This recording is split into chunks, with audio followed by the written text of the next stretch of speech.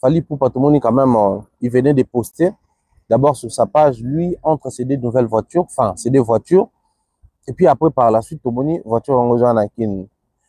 J'estime que c'est une polémique de vieil temps, de vieille époque, ça n'existe pas trop aujourd'hui. Voiture, surtout sur Fally. Il y a plusieurs sorties médiatiques à l'époque. À la Kisabiso, il y a le Belaramambo à Mitukate. Il y a les Nakubeta Masola Mitukate parce que pour Naye, ils allaient bilo Rabana. Donc, il y a musique à Beta Masola, ma part, à Beta Masola Mitukate.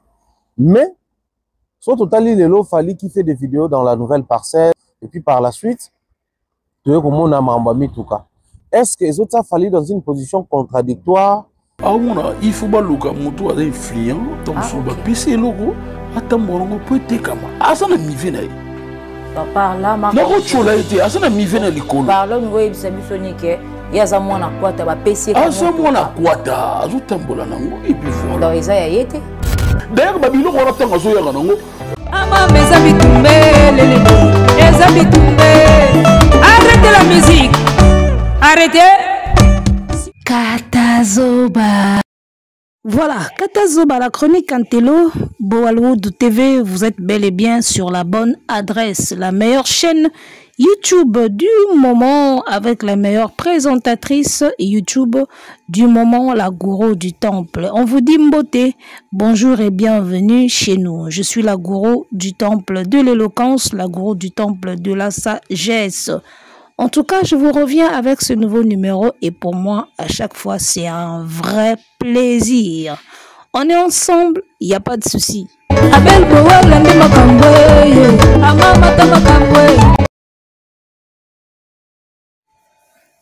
Boal Lande Makambwe, lelele, Ezabitumbe. Makambo balobi eza bitumba yaya. Bendana bopusana parce qu'analyse alelo eza kilo makasi. Partagez lien, tchaba like déjà. Ozana no abonné te s'abonner à watozo luka ba fanatique ya Boalwood TV, la Boalwood family, tous les Boalos oza fanatique ya ba analyse na biso, sepelaka ndenge to sala ba analyse, sepela ndenge to réfléchissaka, ou sepelaka ba contenu na biso, eh bien abonne-toi ici, kota na fan base na biso la Boalwood family parce que mikolo tozo lo bakaka à chacun sa fan base. À chacun sa fan base, qu'on compte na ba fanatique à moto comme compliqué. Donc moto na moto ça la fan base na yemoko et au sala biso ki toko na e lengi. Alors, de quoi va-t-on parler aujourd'hui? J'ai fait un tour sur la chaîne de Mombaya. Namoni alobeli sujet moko awa par rapport à ndenge fallait azola ki saba bien na ye bandaku mituka Lamborghini Urus eye na avion et tout et commis. Avant, fallait, en tout cas, il s'abstenait de dire ou de citer ou de mentionner c'est bien. On a lobela mutukate, on a mutukaboete, on a boye, la bloga ba petit na lobela ngote, banda kweza banini za meto lobela ngote. Mais curieusement, pourquoi tout d'un coup, Tomoni Aigle a comme l'accent manoir, a sali vidéo, à la Kisibiso Lamborghini Urus ndenga kende ko sombango bachango bakangango au ruban ya rouge ti ado filmer nyonso wana parce que quand tu filmes quelque chose c'est pour que ça finisse sur les réseaux et na lelo soko filmer loko eza pour finir na réseau soko za na poser lo moko ebimate eloko liboso longola téléphone nao. C'est ça la logique. Soko lingi loko moko ebima na miso batute o kangaka chombo. Alors, si vous avez déjà téléphone, caméra, au bandit ko filmer loko, yeba que c'est pour que finir na ba réseau. Alors, pourquoi fallait tout d'un coup à comme ko laksabi sur ba voiture, bandaku, même si azo lobelango penate mais au moins azo filmer ngo et puis vidéo ezo tambola. Pourquoi comme ko tika ba vidéo nango tambola, tout le monde a na voiture, tout le monde a na boye et ainsi de suite. Alors, Mombaya voulait nandenge na ye analyser nandenge na ye. Et alobi oyo, alobi wana, j'espère que tokoyo kaye, ngai na goyaka juste na pakola couleur. Na moni déjà quelques commentaires en émission na eta on a koti. Na moni déjà batu babandi ko lapider juste ka na début. Tant ba yoki ka na début babandi déjà ko lapider sans que ba ye banano idée na ye na suka eza ndenge nini. Ah Congo na baby sabisoko. nani abebisa biso nzambe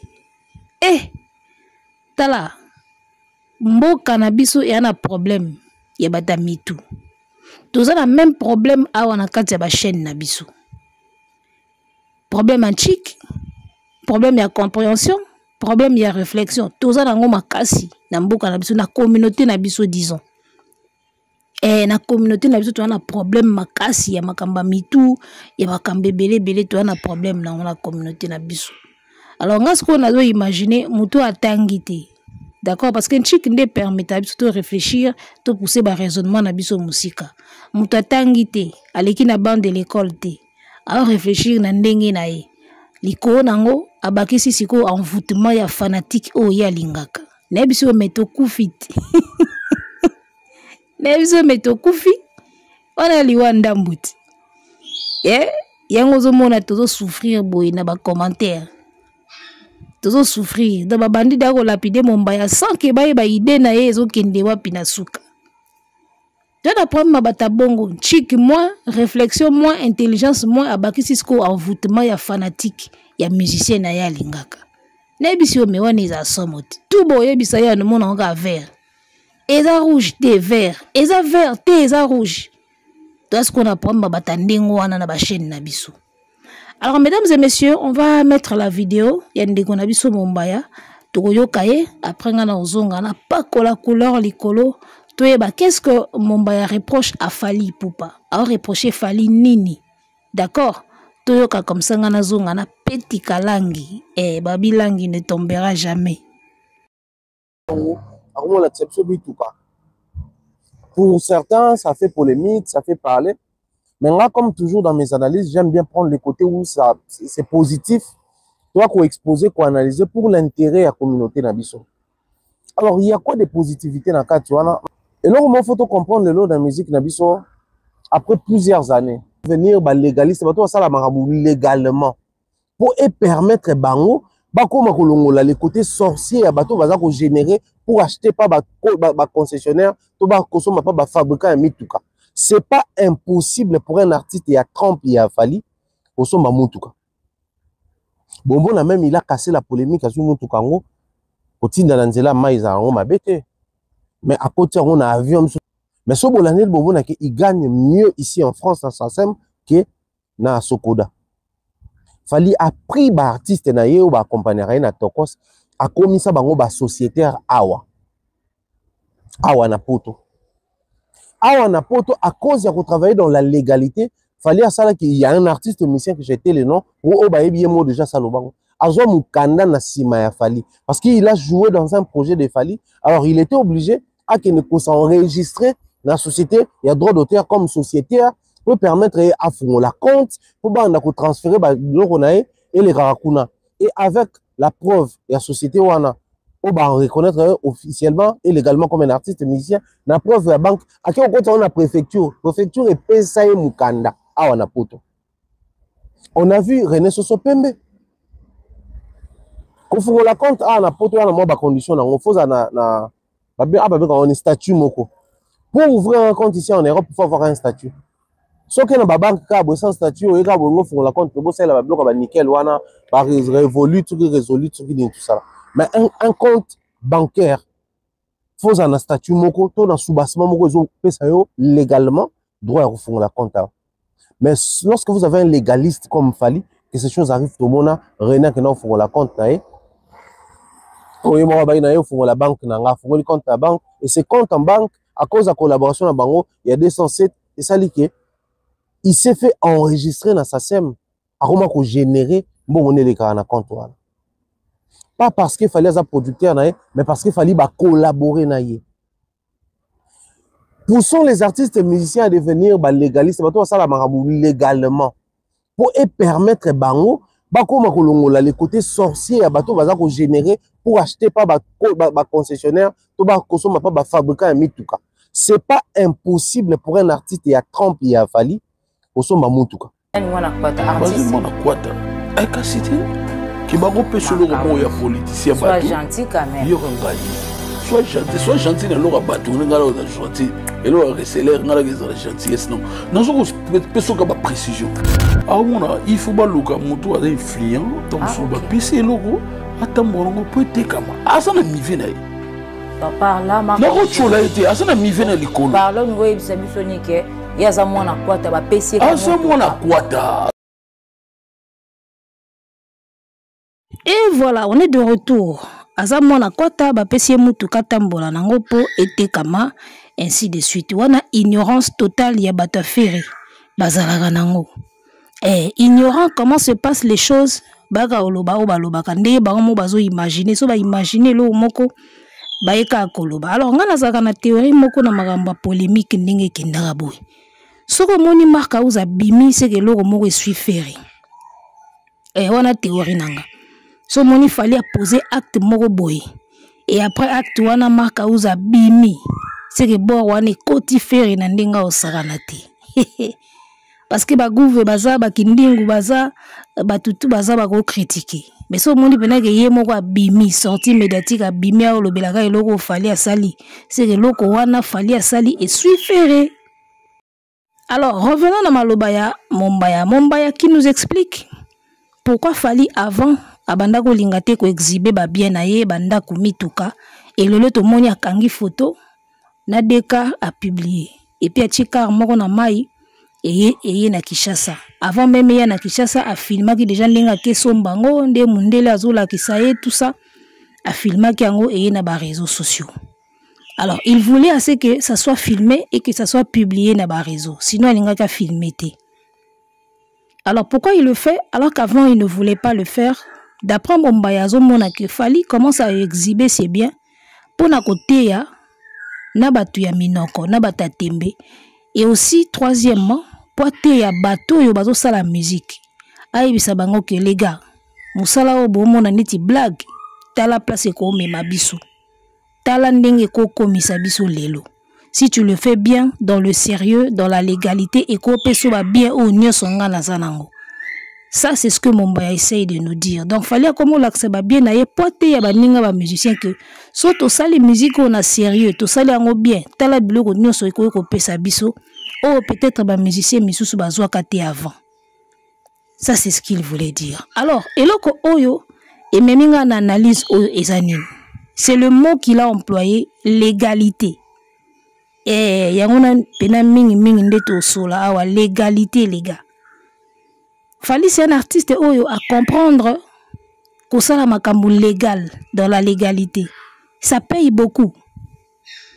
Ozomona, ça paye beaucoup que ça la makambu na kati ya légalité.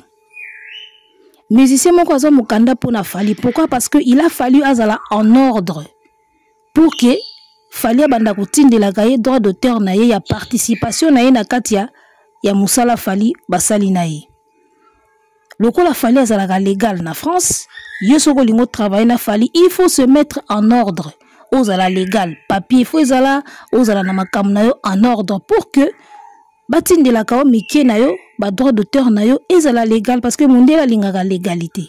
Mundela lingaka nyonso ezala tracé, traçabilité mundela lingango.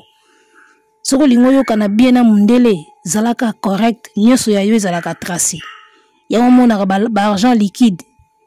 Il faut justifier ngo wana mbongo na banque te wana liquide belé na ndako osala nango nini oza nani il faut justifier ngo mundela lingi nyonso leka na banque a contrôler ka tout amona ka tout ndenge ozwa kango ndenge ekotaka ndenge bimaka mundela linga tracer via moto mobimba et quand tu es dans les normes comme ça okomona mundele pe bana kozongisela yo ba bien nango.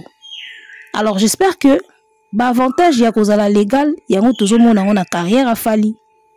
Beaucoup de nos artistes bazo koka kozala légal te. Misusu parce que ba yebite comment légaliser makambo na niveau ba Europe kuna baza totalement ignorant. Misusu parce que baza en mesure te ya kosala makambo za la légal parce que ba moyens ezate. Oyebi pour tambola na légalité na bamboka lokwa poto il faut se donner aussi les moyens. Il faut se donner aussi les moyens. Non, on peut savoir un exemple où il y a légalité. Quand tu es dans la légalité, les gars, ça va te payer et ça te mettra à l'aise. Talaka batu bagana ba papier te na poto. Ba viva ya batama. Combien d'artistes na poto na batambola coin ya mur. akende coin ba kati kokima ka bambila wana ba défaut ya illégalité. Exemple moko à l'égalité, je suis venu m'installer à Brazzaville, d'accord? Aussitôt na kat ici, na tuni qu'est-ce qu'il faut? Baby singa oh non, il faut zoa carte à résident 1 an. Bamsou baby singa non, il faut ozoa ka visa ya 1 an. Ya na ka ndenge moko carte à résident loko e umelaka. Parce que ngana ki mutu funa boujaka trop funa kotaka ba Cameroun, ba Côte d'Ivoire. Babi carte ya nani e umela. Yo loko bouger zoa ka visa 1 an. Ozomona parce qu'il fallait bouger aussitôt na komi fallait matasu Cameroun. Babizo ka visa e umela nango te. Okotika demande lelo o lexi jour moko lobi ba pesi o visa. Nazu visa na nga ya 1 an, ba niatelinga na passeport 1 an. Na komi pepe le période nga na ye ko vanda na Brazza ba okanga batu. Ba okanga ba kino ba refoulé bango. Ba si mibali.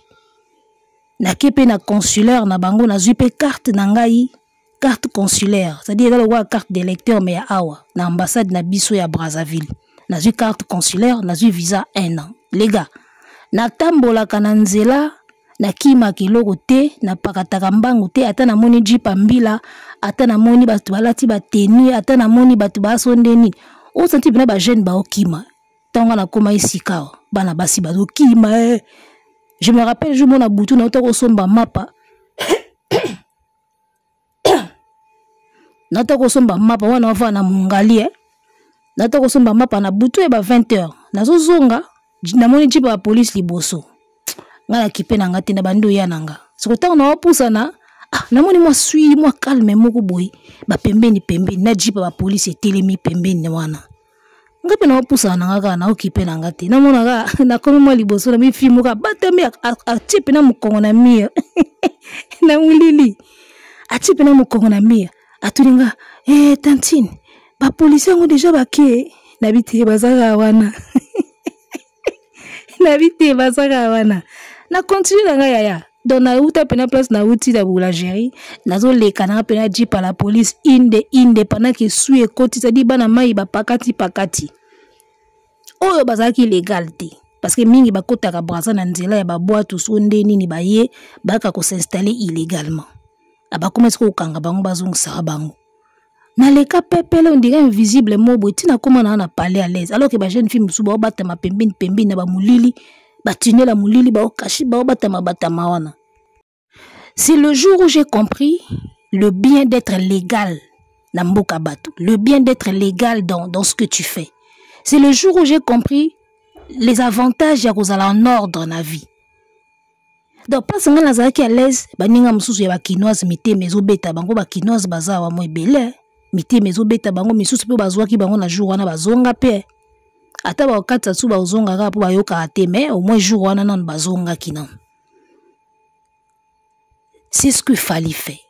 Jour et comme na kende Cameroun na ye na se représenter na aéroport batali ba passeport nanga batali boye atali visa nanga na tuninga okoma kia kan na expliquer na banga ikutu na bi ba créer nga ba problème te na monika ba ki ba soli na moninga moko boye papa après na immigration ba tinga na leka na ki kuna bazi ba empreinte nanga ka ndingi zalaka na leki.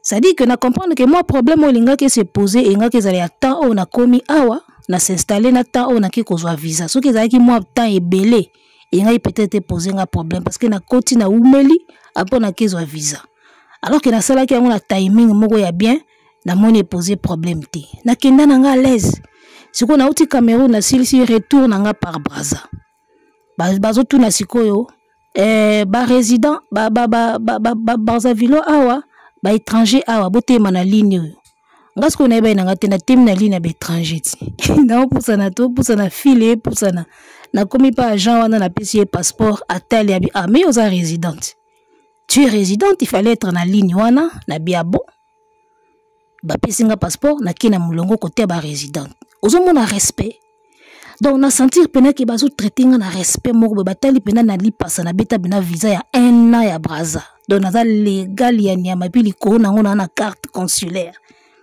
d'ambassade na biso ya Kinshasa eyebi ke naza awa soki problème na kimika kuna pian Gozomona. Les gars, c'est ça les bienfaits d'être légal dans ce que nous faisons, légal na mboka bato. Okozala na conscience tranquille, ozala à l'aise. Ba retraité au logo la moi roi morobo. Imaginez ce que sou nazaki wana na ba visa te, to ba visa moko ya ndambo ekokate, na ebite ba mande ni nenge na futa na aéroport jour wana. Eza pe likambo akoyeba. Ozomona, po yeba kende na combien wa il faut nazala résidente, po nazwa visa nanga ena nazala déranger te nazona carte. Il faut yebango. Alors, au moment la différence, il y a fallu na ba musicien belé, ils ont à côté savoir. Il faut yeba que ba société a droit d'auteur existaka. Ce que ko komisa ba œuvre na yo na société a droit d'auteur, oko bana ko bénéficier na ba droit d'auteur na yo, ba droit voisin ainsi de suite ndenge makambango ka isalamaka. Alors, posons-nous la question, chers amis, combien d'artistes congolais sont ignorants ya makambe belé ou isalama na François? Combien d'artistes sont ignorants totalement ya makambo et salama ou ya ko sala de manière légale pas comme légal a comme ça makambo ne cop na illégal na France pour avoir ba bénéfice nango. Combien ne le savent pas? C'est là où est située la différence ya Fally et les autres. Ya ko la différence na vie, na train de vie, côté social, côté carrière, différence za moulaï. Le savoir kaka oyo. Ozomona, le savoir kaka oyo. Yaomoni Momboyazo parlait de la légalité. Moi, j'étais surprise, Yaroyeba, que F victime na France, ils ont enregistré le rôle de la société. Yaya. Est-ce que Jet Set na France a enregistré comme société? Ba quartier latin, ba Wenge, maison mère, BCBG. Na mona mo extrêmement la vidéo, je crois sur na ngona rocha. Ah, nous F victime ils ont enregistré na France le rôle entreprise. Yangwana barata visa teko. En plus, première fois naïba qui l'axara Factory Victory Team. Wow. Ah. Est-ce que l'orchestre me soit Congo peut enregistrer en France, boy? C'est ça la grande question, les amis. Est-ce que l'orchestre belé na Congo est enregistré en France loko la société? Ozomo na mamba légalité ngo tozolo bayango. Sur artiste à boy, sur a sengi Zénith, Bercy, a sengi sécurité, garde rapproché, boti langa sécurité na yu arena. Ba opi melendingini. Kozanga goyeba, ezara liwa ndambo.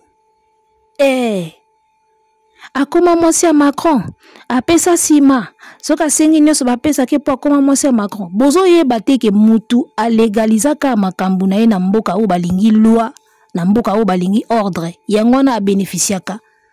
Na ba bénéfice ya légalité na ye. C'est ça être légal yaya. So koza légal na mundele au mona ba fruit nango.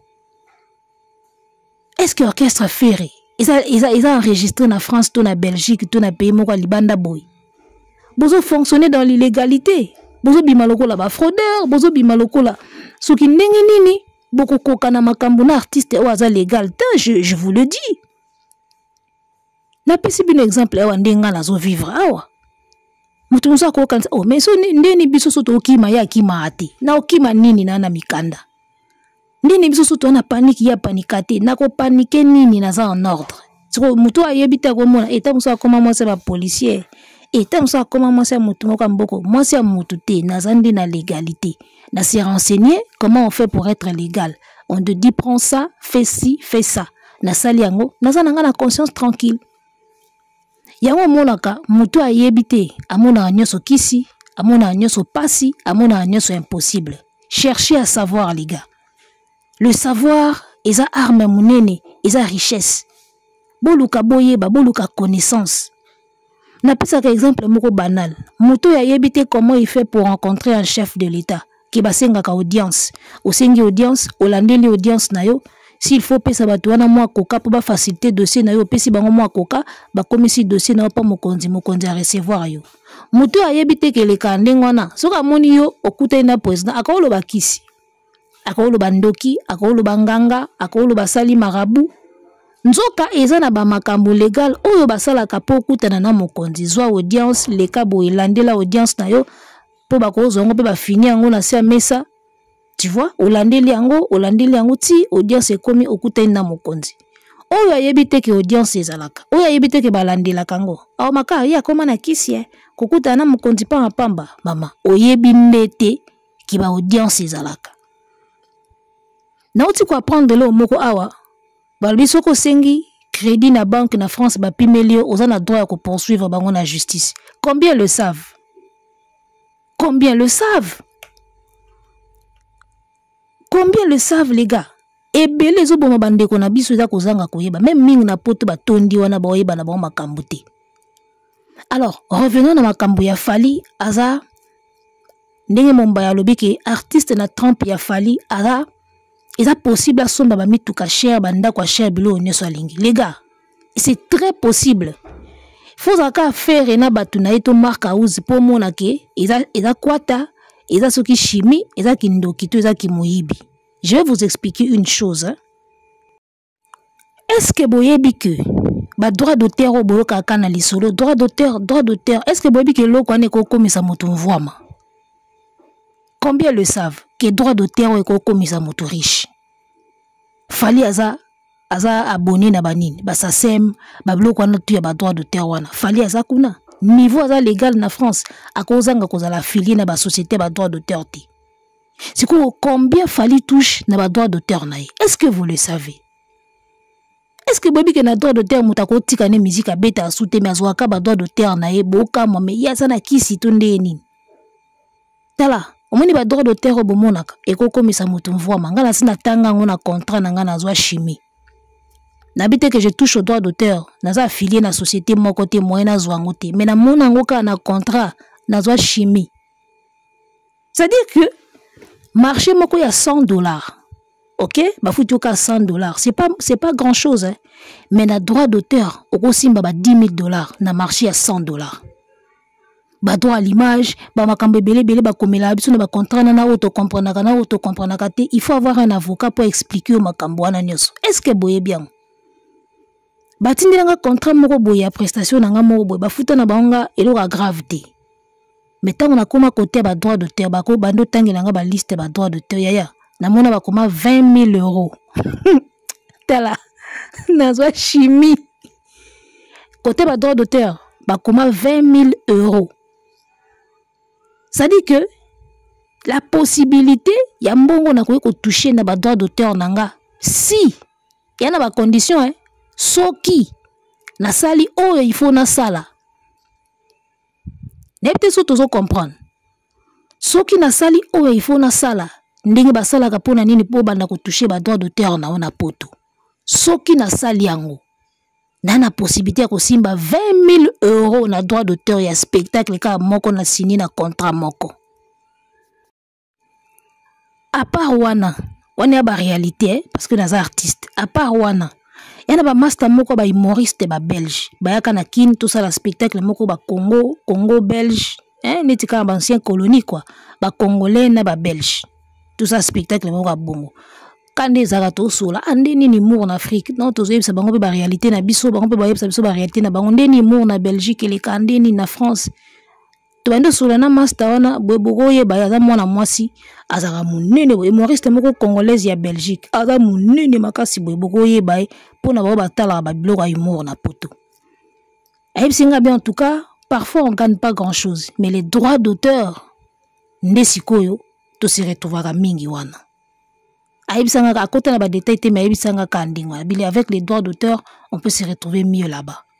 Jusqu'on a comme on a droit d'auteur ba komelenga na contrat à €20,000 na bendi siko ba filme. Na bia eloko ego komiso mutu. Na boule siko ba Fally sikoyo bato bazora siko ba droit d'auteur na ba niveau ba poto yaya. Tala ba Lamborghini wana bomo na ngolo kwa kwata bomo na ngolo kwa kisi eza nango normal.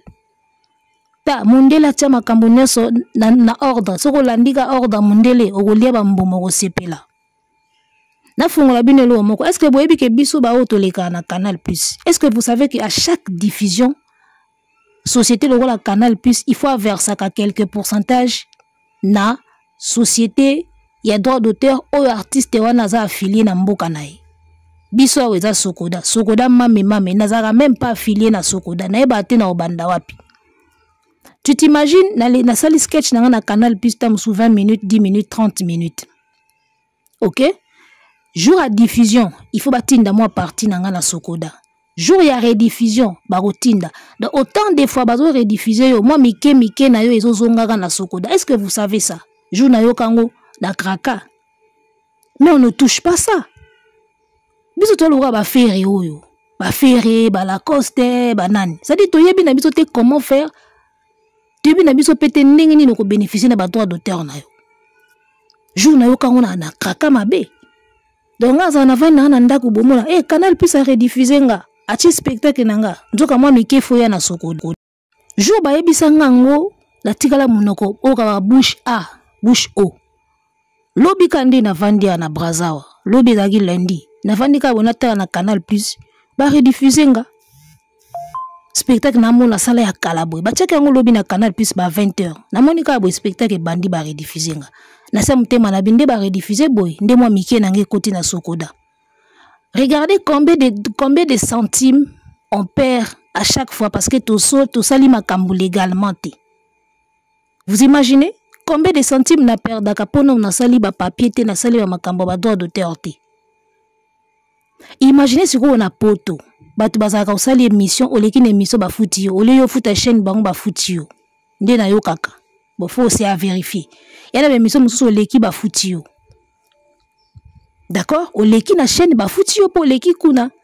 Il y a des émissions oyo osali spectacle. Spectacle osali et osala diffuser na télé. Ndenge kozala diffuser wana droit d'auteur nango. Autant des fois bako diffuser kana ba rediffuser ka yo bandozo ba pourcentage nao. Ya omoni jour na rataka festival ya Belgique na regretaka parce que ezaki festival moko il fallait la diffuser na plus de 5 chaînes ya Europe. Ça dit bon ça la festival na salle. D'accord? Bon ça festival les autres en direct na salle mais bazo diffuser en direct na 5 chaînes ya Europe. Si on a une chaîne, on a droit à diffusion, on a artiste pe bazela moi quelque chose. Si seulement on a affilié na ba société wana ya ba nini. Donc, ozomona osala métier moko na muninga me muninga azokoma na mituka aosomba biloko ozokama ya simba kisi to apesa sima. Nzoka ata mususu achaka mikanda na ya en ordre. Po bendaka ba centime wana obiso totala kana misu boyezo leka. Vous voyez un peu ça? Yango mona ba artiste mususu ba okufa pauvre, misusu ba okufa riche, kozanga ka goyeba na kozanga courage ya ko légaliser makambo. Kozanga ka courage ya ko légaliser makambo yaya. Ozana talent makasi, muninga talent muke aleki yo po nini asalaka mo sketch ne moko to mibale ba diffuser ngo na Belgique. Moi diffusion wana ekote c'est que moi mike aza affilié na ekuna. Voilà. Congolais o aza éveillé. Aza affilié na société moko droit d'auteur na Belgique to na France. Ce qui a déclaré ba œuvre naï et que ba œuvre naï à chaque fois ko banda kozala utiliser. Ako banda zo ba centime naï. Yo koyeba te o na mona ka muninga pe baka muninga zo voyager azo mfo mais yo sa ndeni. C'est ça. Koyezanga koyeba ya liwa ndambo. Et beaucoup de nos artistes et la musiciens comédiens bazabongo. Ba yebi na bango te o etali ba affiliation ba droit d'auteur ndengeni ne pesa maka ebele ba yebiti. Et le mal avec notre communauté c'est que ba o ba yebi sa pe ba ninga pété. Je te dis ba oyo ba yebi saka pe ba ninga te po na ko fungola bango te soto fungoli bango ba otimba ba koma lo wa biso. Soto fungoli bango to banda suko moni la bango te parce que il faut toye ba réalité moko na musique na biso hein. Dans la musique congolaise il y a une main d'œuvre presque gratuite la musique nabiso et ça tue les artistes. Je m'explique. Au gros ça l'album na yo, au sali pena album hein, neti ba vie nabiso ba vie quadraboy, au sali pena album no. Ozuka tala ko moka boka bien, mais on a quartier na soif à succès à yebanité. Ozu tala ko wana opesi ka catch na ba bilamba na ba valise à bilamba, o paye moi $300. Yaya, ako boa ka logo na film, a boa ki logo na guerre ya Hitler. Album esimbi ok na ba Sokoda ba sasemba nini ba soki nini wana o enregistrer album na yo o tia même pas ba kombo ba petit wana ozomona main d'œuvre presque gratuite wana yango moni ba artiste ebele ba sepila nango o tia même pas ba kombo banana na Sokoda soki na sasem ba zo pe ba droit d'auteur na bango o tia te po ata poche aza awa avandaka na Kimbanteke avandaka na Kalamu na Kisenso akozala affilié na ba société wana mbula nini akofungola compte bancaire na poto mbula nini lokola René pour banaka ko percevoir ba droit d'auteur na. C'est compliqué les gars. Azu $300 na ye, azu ba ketch na ye na ba polo, ake réunir na quartier na bango abi, na komi pomba, na boaki na album a vie, na boaki na album, po na ye suki wana. Ya moni ba artiste bele ba okufa pauvre alors que œuvre ne moko asala etikala na SACEM envoie misaka moto moko boy. Babiso nyoso yoti. Autant de fois Canal Plus te diffuse na zwarango te, ils envoie misaneti nani. Moto moko quelque part dans la nature. Ozomona nde mokili ezali. Donc chers amis, soko yebite luka oyeba tuna bolo ba bilobela te. Entourage affaire bazana kozanga koyeba moko énorme.